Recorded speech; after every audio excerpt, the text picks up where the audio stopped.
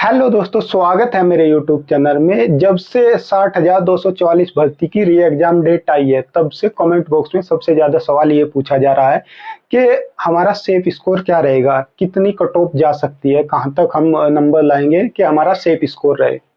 तो इसको बता पाना बिल्कुल नामुमकिन रहता है, कट ऑफ कितनी चली जाए, कितनी कम चली जाए। पर हाँ, हम अपनी जो पिछली भर्तियां गई है, उनकी कट ऑफ देखकर अंदाजा लगा सकते हैं कि लगभग यहाँ तक कट ऑफ जाने की संभावना है।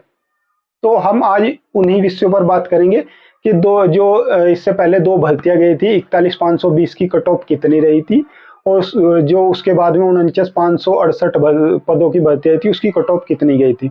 साथ ही साथ इस वीडियो में हम बात करेंगे नॉर्मलाइजेशन से कितने नंबर बढ़ घट सकते हैं। ठीक है दोस्तों, यदि आज की इन्फॉर्मेशन आपको ये पसंद आए तो वीडियो को लाइक कर देना, चैनल को सब्सक्राइब कर देना, वीडियो को शेयर कर देना। चलिए स्टार्ट करते हैं आज का वीडियो। सबसे पहले तो आप ये सिलेबस देखिए, ये उत्तर प्रदेश पुलिस का सिलेबस है, सभी को पता है। 150 क्वेश्चन आपके आने वाले हैं। एक क्वेश्चन 2 नंबर का है, 300 नंबर टोटल आपके एग्जाम के रहेंगे, जिसमें से कट ऑफ बनेगी। ठीक है दोस्तों, अब देखिए 41,520 भर्ती आई थी, तो वो दो पार्ट में बटी हुई थी। 23,520 पद सिविल पुलिस के थे, और आपके जो 18,000 पद जो थे वो पीएससी के थे। टोटल पद 41,520 थे। ठीक है दोस्तों, तो अब बात कर लेते हैं इसकी कट ऑफ क्या गई थी और इसमें फार्म कितने भरे गए थे। लगभग 22 लाख इसमें फार्म फिल किए गए थे। ठीक है दोस्तों, इसकी जनरल की जो कट ऑफ गई थी वो 300 में से 215 नंबर पर जनरल की कट ऑफ गई थी डॉक्यूमेंट वेरिफिकेशन के लिए। और जो फाइनल मेरिट गई थी जनरल की, वो 225 नंबर पर गई थी, लगभग 10 नंबर बढ़ गए थे। इसके बाद में ओबीसी की जो कट ऑफ गई थी डॉक्यूमेंट वेरिफिकेशन के लिए, 204 नंबर पर गई थी, और जो फाइनल मेरिट गई थी 216 नंबर पर गई थी। लगभग 12 नंबर फाइनल मेरिट और डॉक्यूमेंट वेरिफिकेशन के बीच में बढ़ गए थे। जो एससी की कट ऑफ गई थी, मेल की बात कर रहे हैं हम, ठीक है, फीमेल की बाद में बात करेंगे, वो 172 नंबर पर गई थी, और जो फाइनल कट ऑफ गई थी वो 187 नंबर पर गई थी। एसटी मेल की जो कट ऑफ गई थी वो 135 नंबर पर गई थी, और जो फाइनल जो कट ऑफ गई थी वो 153 नंबर पर गई थी। ठीक है दोस्तों, अब बात कर लेते हैं फीमेल की। फीमेल की जो कट ऑफ गई थी डीवी डॉक्यूमेंट वेरिफिकेशन के लिए 181 नंबर पर गई थी, और जो फाइनल मेरिट गई थी फीमेल की वो 199 नंबर पर गई थी। हम पॉइंटों में बात नहीं कर रहे हैं, पूरे पॉइंटों को हमने छोड़ दिया, पूरे नंबर बता रहे हैं। ठीक है दोस्तों, तो ये जो कट ऑफ थी वो 41,520 भर्ती आई थी। इसी के तुरंत बाद में एक भर्ती और आ गई थी, 49,568, यानी कि ये दो भर्तियां बैक टू बैक आई थी। ठीक है, ये भी वही पीएससी और सिविल पुलिस दोनों के इसमें पद थे। पीएससी के 31,360 पद, और सॉरी, सिविल पुलिस के 31,360 पद, और पीएससी के 18,208 पद थे। टोटल 49,568 पद इसमें थे। ठीक है दोस्तों, इसमें टोटल लगभग 19 लाख फार्म भरे गए थे, और इसकी जो कट ऑफ गई थी वो जनरल की 185 नंबर पर डॉक्यूमेंट वेरिफिकेशन के लिए गई थी, और जो फाइनल मेरिट गई थी वो 193 नंबर पर गई थी, यानी कि लगभग 8 नंबर इसमें डॉक्यूमेंट वेरिफिकेशन से फाइनल मेरिट तक बढ़े थे। ठीक है दोस्तों, इसके बाद में ओबीसी की कट ऑफ मेल की 172 नंबर पर गई थी डॉक्यूमेंट वेरिफिकेशन के लिए, और जो फाइनल मेरिट गई थी वो 185 नंबर पर गई थी। एससी की डॉक्यूमेंट वेरिफिकेशन की 145 नंबर पर, और जो फाइनल मेरिट गई थी 159 नंबर पर। एसटी की 114 नंबर पर डॉक्यूमेंट वेरिफिकेशन की, और जो फाइनल मेरिट गई थी वो 131 नंबर पर गई थी।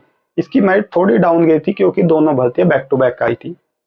बात कर लेते हैं इसी तरह पीएससी की भी मेरिट गई थी, यानी कि पीएससी की अलग मेरिट लगी थी, आपके सामने आप देख सकते हैं। ठीक है, बात कर लेते हैं फीमेल की। फीमेल की जो मेरिट गई थी वो ओबीसी की 167 नंबर पर गई थी फाइनल मेरिट, यानी कि जो इससे पहले भर्ती आई थी उससे यहाँ पर मेरिट थोड़ी सी डाउन थी। ठीक है, क्योंकि दोनों भर्तियां बैक टू बैक आई थी। और फीमेल की एससी की 132 नंबर पर गई थी फाइनल मेरिट, और एसटी की फीमेल की केवल 96 नंबर पर फाइनल मेरिट गई थी। यानी कि ये दोनों मेरिट है दोनों भर्तियों की, आपकी 41,520 भर्ती की और 49,568 भर्ती की। ठीक है, ये मेरिट गई थी। ठीक है, अब इनके अकॉर्डिंग हम अब अनुमान लगा सकते हैं कि अब सेफ स्कोर क्या रहना चाहिए। ठीक है दोस्तों, क्योंकि ज्यादातर चीजें डिपेंड करती है कि किस तरीके का आपका एग्जाम आएगा, एग्जाम हार्ड है या किस तरीके का है, उससे भी मेरिट पर फर्क पड़ता है। लेकिन हम केवल पुरानी मेरिट को देखकर अंदाजा लगा रहे हैं। इस बार क्योंकि री एग्जाम है, बच्चों को तैयारी करने का टाइम भी काफी मिल गया है। ठीक है दोस्तों, तो मैं आपको एक ही कट ऑफ बताऊंगा, एक मेल के लिए एक फीमेल के लिए, यानी कि SC ST OBC जनरल के लिए अलग अलग कट ऑफ नहीं बताऊंगा। मैं जनरल के अकॉर्डिंग ही बताऊंगा। आप सभी जनरल के अकॉर्डिंग ही तैयारी करें, क्योंकि दिमाग तो सभी के बराबर है। ज्यादा से ज्यादा स्कोर करने की कोशिश करें ताकि आप मेरिट में आ सके। ठीक है दोस्तों, तो मेरे हिसाब से मेल के लिए जो सेफ स्कोर रहेगा 230 नंबर मेल के लिए सेफ स्कोर रहेगा। चाहे वो जनरल हो, चाहे ओबीसी हो, चाहे SC हो, चाहे ST हो, सभी इस टारगेट को पूरा करने की पूरी कोशिश करें। इससे ज्यादा भी ला सके उसकी कोशिश करें, लेकिन इतना टारगेट रखने की कोशिश करें। हालांकि बाद में चाहे जैसे जन OBC की डाउन हो जाए, SC ST की, वो अलग बेनिफिट है, आपको अलग से बेनिफिट मिल जाएगा, लेकिन अपना टारगेट यही रखें। बात कर ले फीमेल की। फीमेल को टारगेट 210 से कम बिल्कुल नहीं रखना चाहिए। 210 से 215 के बीच में अपना टारगेट रखें, चाहे वो फीमेल SC ST OBC किसी की भी हो। बाकी जो आरक्षण के हिसाब से आपको बेनिफिट होगा वो एक्स्ट्रा बेनिफिट मान ले, लेकिन अपना टारगेट यही बना कर चले। ठीक है दोस्तों, यदि आप ये टारगेट बना कर चलेंगे तो आपका भर्ती होने के चांस बहुत ज्यादा बढ़ जाएंगे। साथ ही साथ बात नॉर्मलाइजेशन की भी थोड़ी सी कर लेते हैं। अब नॉर्मलाइजेशन में हमने 25-25 नंबर तक बढ़ते देखे हैं। ऐसा नहीं जिसके 200 नंबर आ गए और मेरिट मान लिया 220 पे चली गई, क्या उसका नहीं नॉर्मलाइजेशन कई कई बार 20-20 नंबर तक, 25-25 नंबर तक बढ़ जाता है, घट भी जाता है। वो नॉर्मलाइजेशन का अलग फंडा है, वो बता दूंगा बाद में। यदि आप चाहोगे तो आप वीडियो के मतलब कमेंट बॉक्स में बता देना, उसके लिए अलग से वीडियो बना दूंगा।